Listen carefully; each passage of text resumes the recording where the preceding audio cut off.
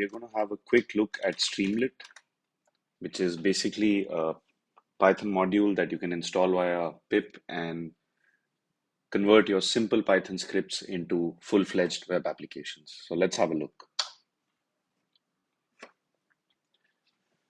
Now, as you can see here, it gives you a beautiful UI with dark mode. It has built-in settings for different kind of themes. It gives you a multi-page app ability, which means you can have different functions, different requirements, different tools spread all over. It has the capability of hosting and maintaining, rather persisting a session and session data. You can see the simple code block that has enabled the functionality above.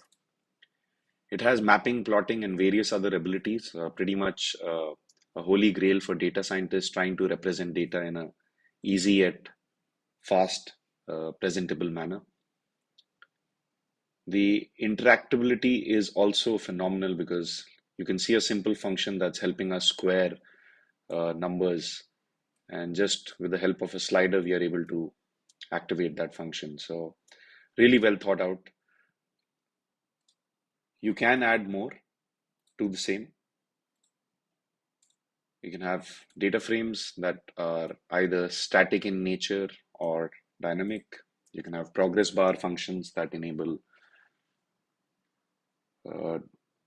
different kind of loaders and different kind of progress bars. You can have a different column and row structure. The layout is also possible with Streamlit's built-in functions and documentation. Simple select box queries for user interaction. Sidebar widgets can be added. And various histograms, line charts, pie charts can also be enabled.